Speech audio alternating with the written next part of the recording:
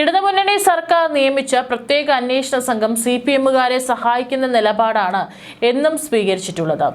ശബരിമല സ്വർണ്ണക്കൊള്ളയിൽ അന്വേഷണം വളരെ മന്ദഗതിയിലാണ് മുന്നോട്ടു പോകുന്നതെന്നും ഇതിൽ സർക്കാരിന് കടുത്ത അതൃപ്തിയുണ്ടെന്നും ദേവസ്വം മന്ത്രി കെ മുരളീധരൻ തുറന്നു പറഞ്ഞു. കേസിൽ അറസ്റ്റുകൾ നടക്കുന്നുണ്ടെങ്കിലും കുറ്റപത്രം ഇതുവരെ സമർപ്പിച്ചിട്ടില്ല.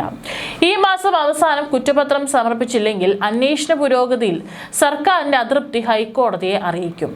അന്വേഷണം ഇഴഞ്ഞു നീങ്ങുമ്പോൾ സർക്കാരിനെ നോക്കി നിൽക്കാൻ കഴിയില്ലെന്നും മുരളീധരൻ പറഞ്ഞു. കേസുമായി ബന്ധപ്പെട്ട് തിരുവിതാംകൂർ ദേവസ്വം ബോർഡ് മുൻ പ്രസിഡന്റ് PS പ്രശാന്തിനെ കസ്റ്റഡിയിൽ എടുത്തതിനെ കുറിച്ചുള്ള ചോദ്യങ്ങളോട് പ്രതികരിക്കുകയായിരുന്നു മന്ത്രി. കുറ്റപത്രം സമർപ്പിക്കാതിരുന്നാൽ പോലീസ് സംഘം വിവരം അറിയുമെന്നും ചുരുക്കം. മുരളി കാത്തിരിക്കുന്നത് കുറ്റപത്രം സമർപ്പിക്കാനുള്ള അവസാന ദിവസമാണ്. അന്നും അന്വേഷണ സംഘം കോടതിയിൽ സമയം ചോദിച്ചാൽ മിന്നൽ മുരളിയുടെ യഥാർത്ഥ മുഖം കേരളം കാണും. കാരണം മുരളി അത്രയേറെ അസ്വസ്ഥനാണ്. ശബരിമല സ്വർണ്ണക്കൊള്ള കേസിൽ അറസ്റ്റിലായ മുൻ Devaswom board president PS പ്രശാന്തിനെ CPM പൂർണ്ണമായും കൈവിട്ടു. അറസ്റ്റിന് പിന്നാലെയുള്ള നേതാക്കളുടെ പ്രതികരണങ്ങളാണ് ഇത് വ്യക്തമാക്കുന്നത്. നേരത്തെ പത്മകുമാറിന്റെ അറസ്റ്റിന് പിന്നാലെ വ്യക്തമായ നടപടികളിലേക്ക് പാർട്ടി കടക്കാത്തതിൽ കൈപൊള്ളിയ അനുഭവമാണ് ഇത്തരമൊരു നിലപാടിന് കാരണമെന്നാണ് കരുതുന്നത്. പത്മകുമാറിനെതിരെ നടപടി സ്വീകരിക്കാതിരുന്നത് തദ്ദേശ നിയമസഭാ തെരഞ്ഞെടുപ്പുകളിൽ പാർട്ടിക്ക് വലിയ തിരിച്ചടിയായെന്നാണ് പാർട്ടി കേന്ദ്രങ്ങളുടെ തന്നെ വിലയിരുത്തൽ. തെരഞ്ഞെടുപ്പ് പരാജയം വിലയിരുത്താൻ ചേർന്ന പാർട്ടി കമ്മിറ്റികളിൽ സംസ്ഥാന ജില്ലാ നേതാക്കളെ ഇക്കാര്യം ഉയർത്തി പാർട്ടി അംഗങ്ങൾ നിർത്തിപ്പൊരിച്ചിരുന്നു. പ്രശാന്തിന്റെ അറസ്റ്റ് രാഷ്ട്രീയ പ്രേരിതമാണെന്ന വാദം ആദ്യം തള്ളിയത് മുതിർന്ന CPM നേതാവ് EP ജയരാജനായിരുന്നു. അറസ്റ്റ് രാഷ്ട്രീയ പ്രേരിതമായി കാണുന്നില്ലെന്നും നിയമം നിയമത്തിന്റെ വഴിക്ക് പോകട്ടെ എന്നുമാണ് അദ്ദേഹം പറഞ്ഞത്. പ്രശാന്ത് ദേവസ്വം ബോർഡ് പ്രസിഡന്റ് ആയിരുന്നപ്പോൾ ദേവസ്വം മന്ത്രിയായിരുന്ന VN വാസവനും ഇതേ നിലപാടാണ് സ്വീകരിച്ചത്. അറസ്റ്റ് വിഷയത്തിൽ പ്രതികരിക്കാൻ പാർട്ടി ജനറൽ സെക്രട്ടറി തയ്യാറായതുമില്ല.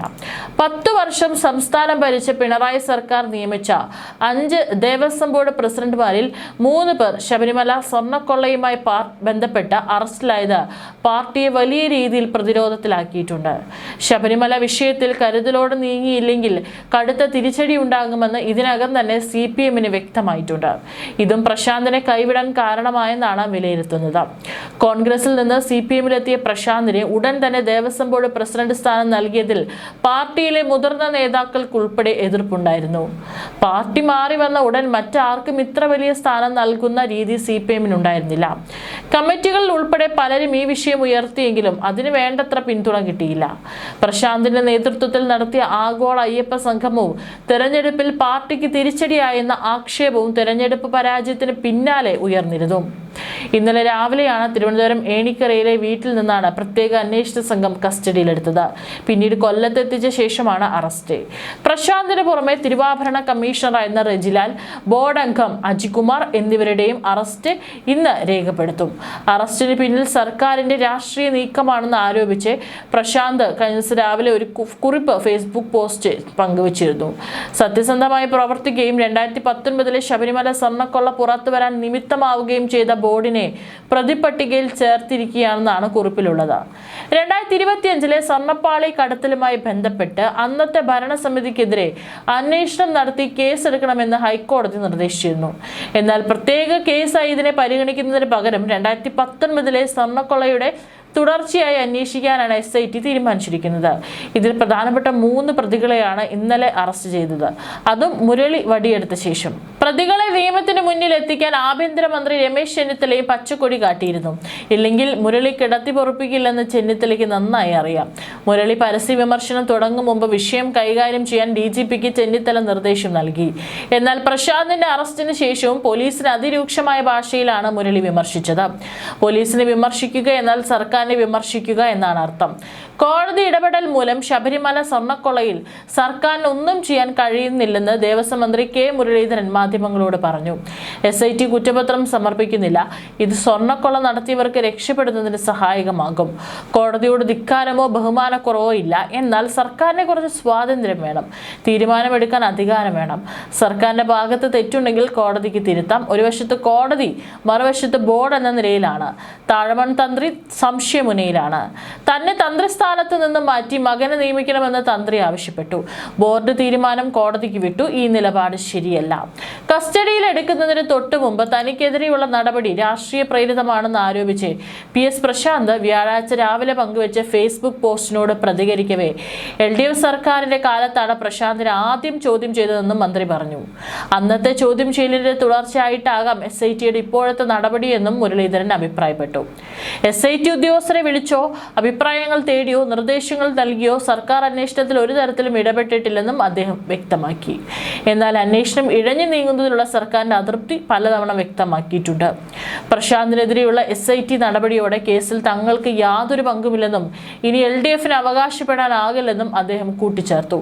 2019 ഇലക്ട്രോ പ്ലേറ്റിംഗിനായി കൊണ്ടുപോയതിനു ശേഷം ശബരിമല ദ്വാരപാലക വിഗ്രഹങ്ങളിൽ നിന്നും ശ്രീകോവിലിന്റെ കട്ടിളകളിൽ നിന്നും സ്വർണം കാണാതായതുമായി ബന്ധപ്പെട്ട 2 കേസുകളാണ് SIT അന്വേഷിക്കുന്നത്.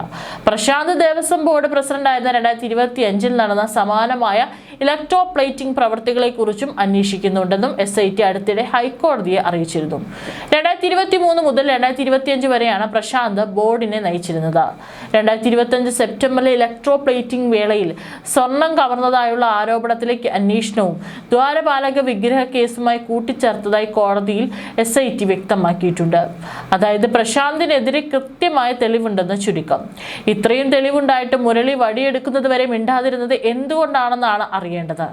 ഇടത് സർക്കാർ രൂപീകരിച്ച അന്വേഷണ സംഘത്തിന് അവരെ തന്നെ കസ്റ്റഡിയിലെടുക്കുന്നതിൽ വിമുഖത ഉണ്ടായിരുന്നിരിക്കാം. ഇല്ലെങ്കിൽ ഇടത് നേതാക്കൾ അന്വേഷണ സംഘത്തിൽ സമ്മർദ്ദം ചെലുത്തുന്നുണ്ടാവാം. ഇക്കാര്യം മുരളി മനസ്സിലാക്കിയത് കൊണ്ടാണ് അദ്ദേഹം ആദ്യം മുതൽ തുറന്നടിച്ചത്. മുമ്പ് പ്രശാന്ത് ഇങ്ങനെയൊന്നും ആയിരുന്നില്ല. ശബരിമലയുമായി ബന്ധപ്പെട്ട വിവാദങ്ങളിൽ കടുത്ത നിരാശയും അമർഷവും ഉണ്ടെന്ന് തിരുവിതാംകൂർ ദേവസ്വം പ്രസിഡന്റായിരിക്കെ PS പ്രശാന്ത് പറഞ്ഞു. ശബരിമലയിൽ ഭക്തർക്കും തനിക്കും പേടിയാണെന്നും എന്ത് ചെയ്താലും തിരിച്ചടി ഉണ്ടാകുമോ എന്നാണ് ആശങ്കയെന്നും PS പ്രശാന്ത് തുറന്നടിച്ചു. ശബരിമല ഒരു പേടി സ്വപ്നമായി മാറുകയാണ്.